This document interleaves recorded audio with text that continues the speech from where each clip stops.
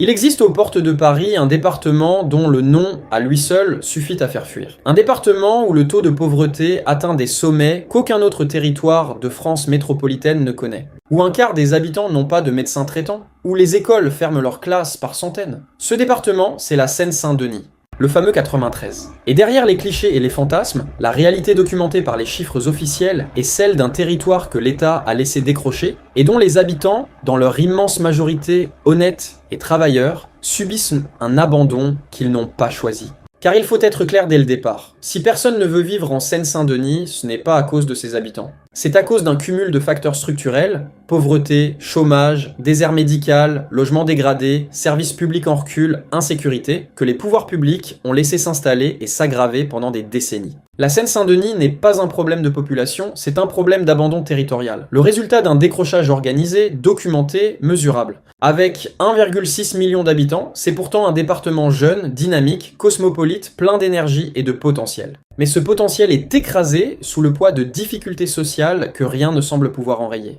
Dans cette vidéo, nous allons vous donner les 10 raisons, documentées par les données officielles, pour lesquelles la Seine-Saint-Denis fait fuir. Est-ce que cela révèle des fractures les plus profondes de la société française? Abonnez-vous maintenant à cette chaîne, chaque semaine des analyses précises sur les réalités territoriales françaises que peu de médias osent présenter avec cette clarté. Première raison, le taux de pauvreté le plus élevé de toute la France métropolitaine qui touche près d'un habitant sur 3. La Seine-Saint-Denis détient un record dont aucun territoire ne voudrait. C'est le département le plus pauvre de France métropolitaine. Le taux de pauvreté y atteint près de 28,5%, soit 2 fois la moyenne nationale. Dans certaines communes, il dépasse même les 33%. Cela signifie que près d'un habitant sur 3 vit sous le seuil de pauvreté, avec moins de 1158 € par mois pour une personne seule. Ce niveau de pauvreté n'a rien d'anecdotique. Il structure toute la vie du département. Le revenu médian y est l'un des plus faibles de France, autour de 19 000 € par an, très en dessous de la moyenne nationale. Les ménages de Seine-Saint-Denis sont les plus modestes d'Île-de-France. Et derrière ces chiffres, il y a des réalités quotidiennes, des familles qui peinent à boucler les fins de mois,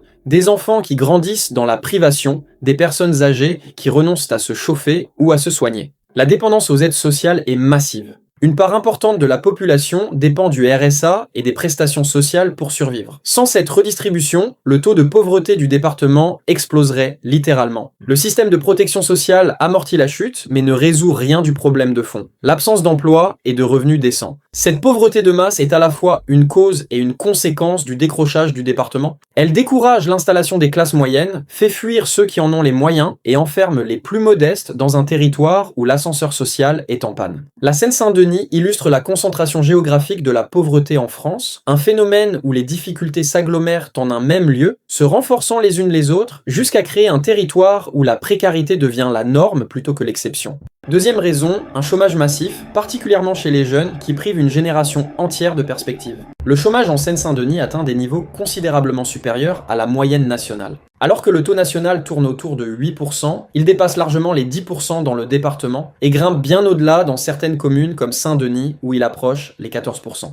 Cette réalité prive des centaines de milliers d'habitants d'un emploi stable et d'un revenu décent. Les jeunes sont les premières victimes. Dans un département où plus de 30% de la population a moins de 20 ans, l'absence de perspective professionnelle est dramatique. Beaucoup de jeunes, souvent sans qualification, plus d'une personne sur 2 n'a pas le baccalauréat dans certaines zones, se retrouvent exclus du marché du travail dès le départ. Cette exclusion précoce hypothèque tout leur avenir et alimente le désespoir social. Le problème est aggravé par une inadéquation structurelle. Les emplois qui se créent dans le département ou en Île-de-France exigent souvent des qualifications que la population locale ne possède pas. Résultat, les habitants de Seine-Saint-Denis sont contraints à d'intenses navettes domicile-travail pour les rares qui trouvent un emploi, tandis que les postes qualifiés du département sont occupés par des cadres venus d'ailleurs. Cette réalité du chômage de masse ronge le tissu social. Un jeune sans emploi, sans perspective, sans espoir de s'en sortir par le travail est un jeune vulnérable à toutes les dérives. Le chômage nourrit l'économie souterraine, le sentiment d'abandon, la colère. Il prive le département de la dynamique économique qui pourrait le sortir de sa spirale.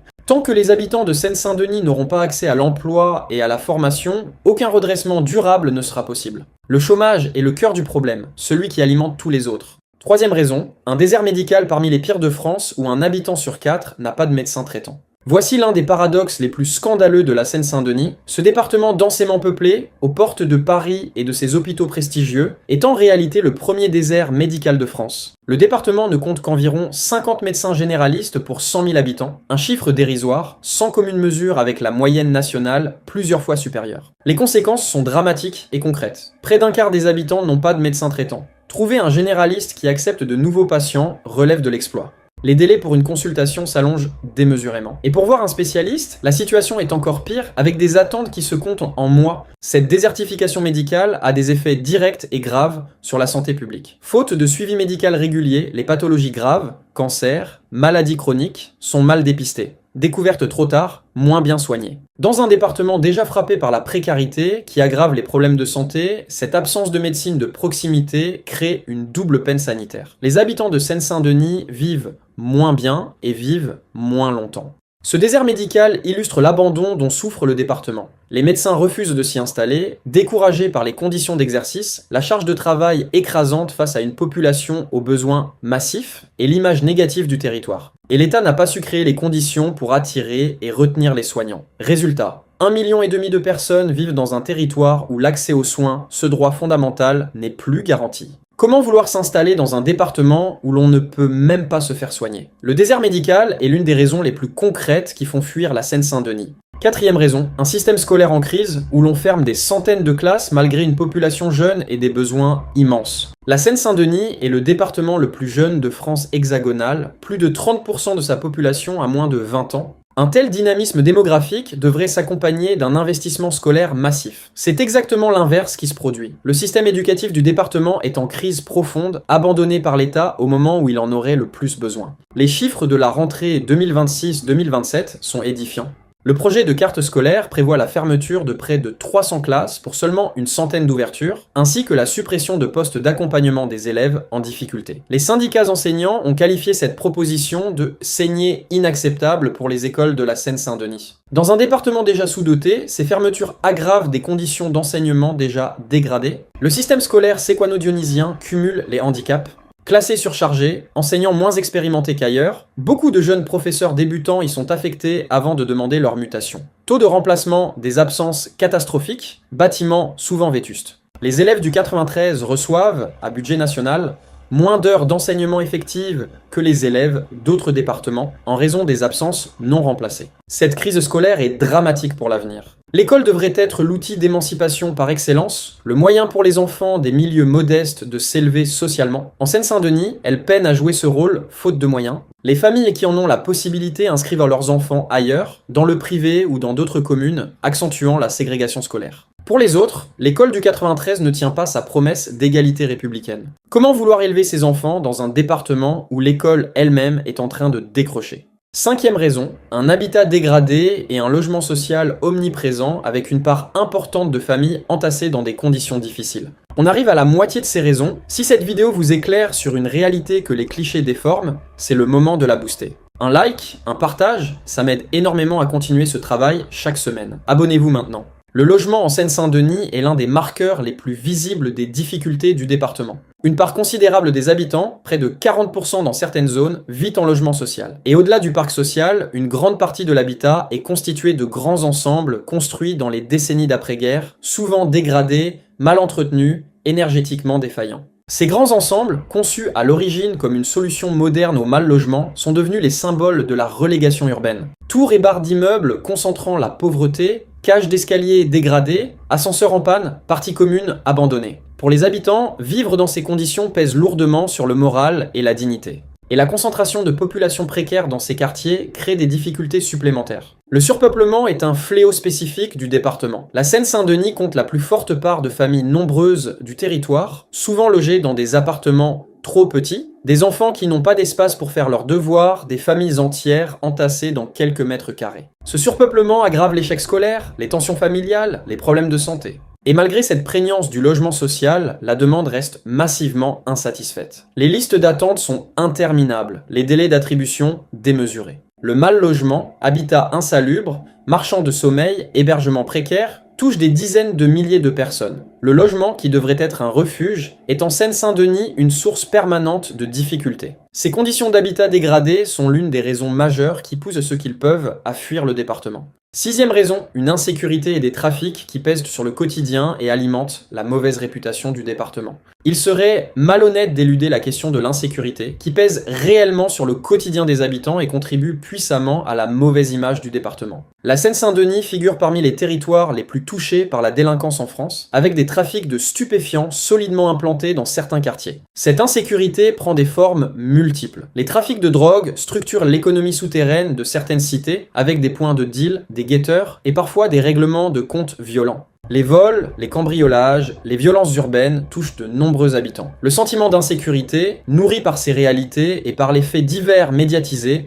pèse sur la vie quotidienne. Mais il faut replacer cette insécurité dans son contexte. Elle est d'abord la conséquence des autres difficultés du département. La pauvreté, le chômage de masse des jeunes, l'absence de perspective, l'échec scolaire. Là où l'économie légale n'offre aucun avenir, l'économie souterraine prospère. L'insécurité n'est pas une caractéristique intrinsèque du territoire ou de sa population. C'est le symptôme d'un abandon social et économique. Les premières victimes de cette insécurité sont les habitants eux-mêmes, dans leur immense majorité honnêtes et paisibles, qui subissent au quotidien ce que d'autres provoquent. Ce sont eux qui vivent dans la peur, qui voient leur quartier gangrené par les trafics, qui élèvent leurs enfants en tentant de les préserver des mauvaises influences. Cette insécurité, largement médiatisée, alimente la stigmatisation du département tout entier et de ses habitants, aggravant encore son décrochage. Elle est l'une des raisons les plus citées par ceux qui choisissent de partir, et l'une des plus injustes pour ceux qui restent. Septième raison, une image stigmatisée qui colle à la peau du département et décourage installation et investissement. Le 93 souffre d'une réputation qui le précède et l'écrase. Dans l'imaginaire collectif français, alimenté par des décennies de faits divers médiatisés, de reportages anxiogènes et de représentations caricaturales, la Seine-Saint-Denis est devenue le symbole de tous les maux urbains. Cette image, aussi injuste et réductrice soit-elle envers la réalité complexe du territoire et la dignité de ses habitants, a des conséquences très concrètes. Cette stigmatisation crée une discrimination territoriale bien réelle. Les habitants du département sont victimes de discrimination à l'embauche à cause de leur simple adresse. Un CV avec un code postal du 93 est statistiquement moins bien traité. Cette discrimination au code postal enferme les habitants dans une double peine. Déjà pénalisés par leurs difficultés sociales, ils le sont aussi par la réputation de leur lieu de vie. L'image négative décourage également les investissements et l'installation d'activités économiques. Les entreprises hésitent à s'implanter dans un département perçu comme difficile. Les commerces de qualité, les services, les équipements désertent ou évitent le territoire. Ce désengagement économique aggrave le chômage et la pauvreté, dans un cercle vicieux où la mauvaise image produit les difficultés qui alimentent la mauvaise image. Cette réputation dissuade aussi les classes moyennes de s'installer. Ceux qui pourraient apporter de la mixité sociale, du dynamisme, des revenus, choisissent d'autres départements.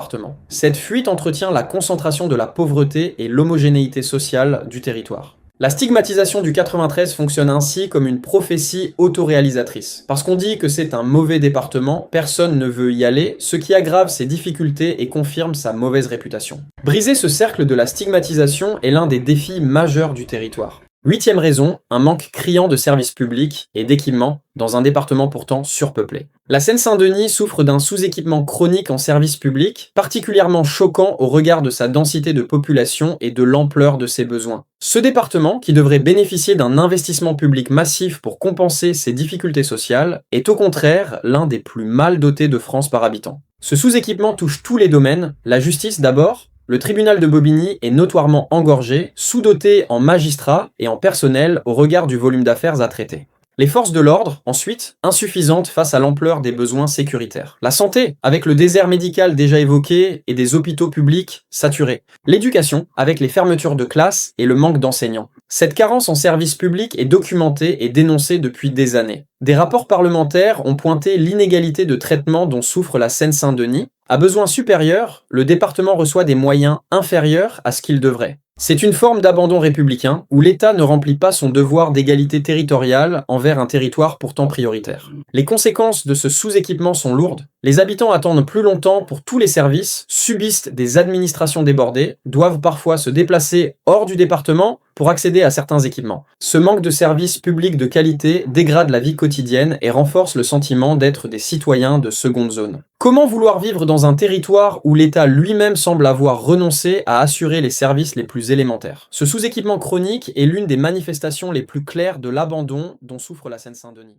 Neuvième raison, un environnement dégradé, une pollution importante et un manque criant d'espaces verts. La qualité de l'environnement en Seine-Saint-Denis est l'une des plus dégradées d'Île-de-France. Ajoutant une dimension écologique aux difficultés du département, ce territoire densément urbanisé, traversé par de grandes infrastructures de transport, souffre d'une pollution importante et d'un déficit criant d'espaces verts et de nature. La pollution de l'air est un problème majeur. Le département est traversé par des autoroutes urbaines parmi les plus fréquentées de France, par l'activité aéroportuaire de Roissy et du Bourget et concentre des activités industrielles et logistiques. Cette accumulation génère une pollution atmosphérique qui pèse sur la santé des habitants, aggravant les maladies respiratoires, particulièrement chez les enfants et les personnes âgées. Le manque d'espace vert est tout aussi préoccupant. La Seine-Saint-Denis est l'un des départements les moins végétalisés d'Île-de-France, avec une surface d'espace vert par habitant très inférieure à ce qui serait nécessaire. Dans un territoire de béton où les grands ensembles dominent, les habitants manquent cruellement de nature, de parcs, de lieux de respiration. Ce déficit pèse sur la qualité de vie et le bien-être. Cette dégradation environnementale s'ajoute à toutes les autres difficultés pour créer un cadre de vie éprouvant. Vivre dans un environnement pollué, minéral, sans nature, affecte le moral, la santé physique et mentale. Et avec le réchauffement climatique, ces territoires denses et bétonnés deviennent des îlots de chaleur invivables l'été, où les températures grimpent bien au-dessus de celles des zones végétalisées. La Seine-Saint-Denis cumule ainsi les injustices sociales, sanitaires et désormais environnementales. Ce cadre de vie dégradé est l'une des raisons de plus qui poussent les habitants à rêver d'ailleurs. Et la 10e raison, un cumul et une concentration des difficultés qui créent une spirale du décrochage dont il est presque impossible de sortir. La 10e raison est la synthèse de toutes les autres, et la plus décisive, la Seine-Saint-Denis souffre d'un cumul et d'une concentration des difficultés qui se renforcent mutuellement dans une spirale infernale. Aucun de ces problèmes n'existe isolément. Tous s'alimentent les uns les autres, créant un système de décrochage d'une puissance redoutable. Le mécanisme est implacable. La pauvreté nourrit l'échec scolaire, qui alimente le chômage, qui aggrave la pauvreté. Le chômage des jeunes nourrit l'économie souterraine et l'insécurité, qui dégrade l'image du territoire, qui décourage les investissements, qui aggrave le chômage. Le désert médical et le sous-équipement public dégradent les conditions de vie, qui font fuir les classes moyennes, qui accentuent la concentration de la pauvreté. Chaque difficulté renforce les autres. Cette concentration géographique des problèmes est le cœur du drame séquano-dionysien. Ailleurs, les difficultés sociales sont diluées, réparties, amorties. En Seine-Saint-Denis, elles s'agglomèrent en un même lieu, atteignant une intensité et une densité qui les rendent quasi insolubles. Le département est victime d'un effet de seuil. Au-delà d'un certain niveau de concentration de la pauvreté, les mécanismes habituels de réparation sociale cessent de fonctionner. Et cette spirale produit son effet le plus dévastateur, le départ de tous ceux qui le peuvent. Ceux qui réussissent, qui trouvent un emploi stable, qui s'élèvent socialement, quittent le département pour offrir un meilleur cadre de vie à leurs enfants. Ce départ des plus dynamiques prive le territoire de ses forces vives, de ses modèles de réussite, de sa mixité. Il ne reste que ceux qui n'ont pas le choix, piégés dans un territoire en décrochage. C'est cette spirale, ce cumul de handicaps qui s'auto-entretient et vide le département de ceux qui pourraient le sauver, qui explique, plus que tout, pourquoi personne ne veut vivre en Seine-Saint-Denis. Ces 10 raisons dressent le portrait d'un département en souffrance, mais il serait injuste de terminer sur une condamnation. Car la Seine-Saint-Denis n'est pas qu'un territoire de difficultés. C'est aussi un département jeune, vivant, cosmopolite, plein d'une énergie et d'un potentiel que ces handicaps étouffent mais n'anéantissent pas. Ses habitants, dans leur immense majorité, sont des gens courageux qui travaillent, élèvent leurs enfants et rêvent d'une vie meilleure, victimes d'un abandon dont ils ne sont pas responsables. Le vrai scandale de la Seine-Saint-Denis, ce n'est pas ses habitants. C'est le décrochage organisé d'un territoire que la République a laissé s'enfoncer, à besoins supérieurs, moyens inférieurs. Voilà l'inégalité fondamentale qui condamne le 13. Redresser ce département exigerait un investissement massif et durable dans l'école, la santé, l'emploi, le logement, la sécurité, les services publics. Un plan à la hauteur des enjeux que le département attend depuis des décennies. Car tant que la France laissera un territoire entier décroché à ses portes, elle trahira sa promesse d'égalité. La question n'est pas de savoir pourquoi personne ne veut vivre en Seine-Saint-Denis, mais pourquoi on a laissé un département français en arriver là. Si cette vidéo vous a apporté un regard documenté et nuancé sur ce territoire, likez-la, partagez-la, abonnez-vous à cette chaîne. Un like et un partage me permettent de continuer cette analyse documentée semaine après semaine. Et dites-nous en commentaire, vous vivez ou avez vécu en Seine-Saint-Denis? Partagez-vous ce constat ou souhaitez-vous nuancer? Racontez-nous votre expérience.